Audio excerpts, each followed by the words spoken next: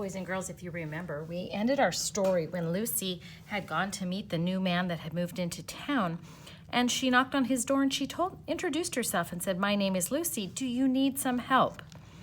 And he asked her if she could help him unpack.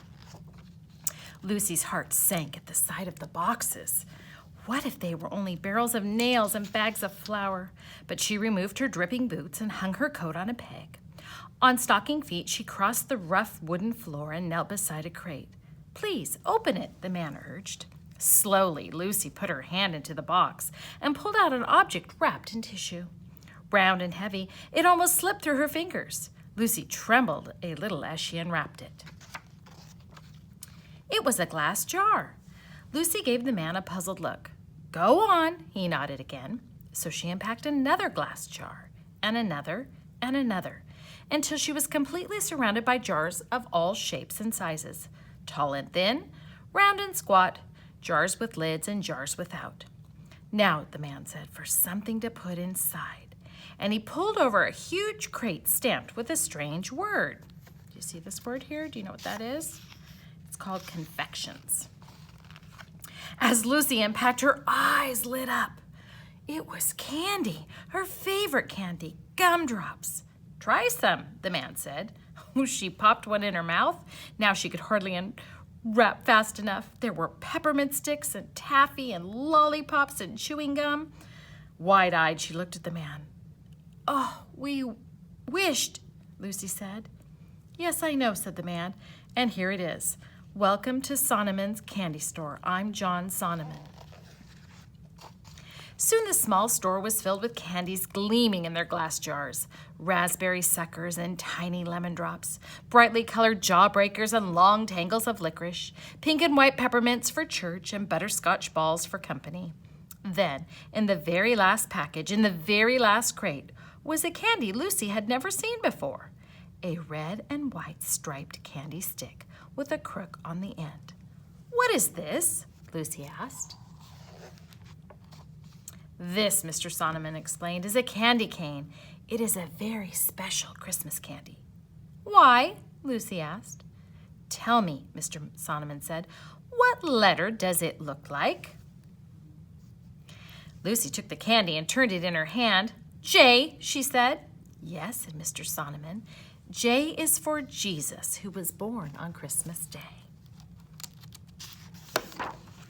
"Now turn it over. What does it remind you of?" And Lucy turned the candy in her hand. She peered down intently. "I know," she said finally. "It's like a shepherd's staff." "Who was the first to find out about Jesus' birth?" Mr. Sonneman asked her. "Oh, the shepherds in the field, watching over their flock by night." "But Mr. Sonneman, what are the stripes for?" Lucy asked. Oh, the man's eyes grew sad. The prophet Isaiah said, "By his stripes we are healed." Before he died on the cross, Jesus was whipped. He bled terribly. The red reminds us of his suffering and his blood. But then, Mr. Sonneman continued, the candy is white as well. When we give our lives to Jesus, his blood washes away our sins, making us white and pure as snow. That, he said, is the story of the candy cane. "Is it a secret?" Lucy asked. Mr. Sonneman looked at her for a long moment. "It's a story that needs to be told. Will you help me share it?" It was now the depths of December. The town was whipped round by blizzard winds. For days the sun hid itself. But every morning Mr. Sonneman and Lucy ventured out. They wore heavy woolen coats and bright hand-knit scarves, and in their stiff mittened fingers they each held a bag. They went to every house in town. They traveled to every farm in the country. They knocked on every door. In every home they told the story. They left a small gift, and they gave an invitation. On the afternoon of Christmas Eve, the sun finally broke through the clouds, and Sonneman's candy store officially opened. The mayor came, feeling better than he'd felt in days. The young wives came, dressed in beautiful smiles. The farmers came, eager to trade grain for Christmas gifts. The children ran in dizzy circles. Yes, their wish had come true. Yes, they had come to share in the opening of the candy store. But they shared something more, something bigger, something better. On that Christmas Eve, they shared the story of the candy cane. They told of the miracle of Christ's birth, the misery of his death, and the mercy of his love.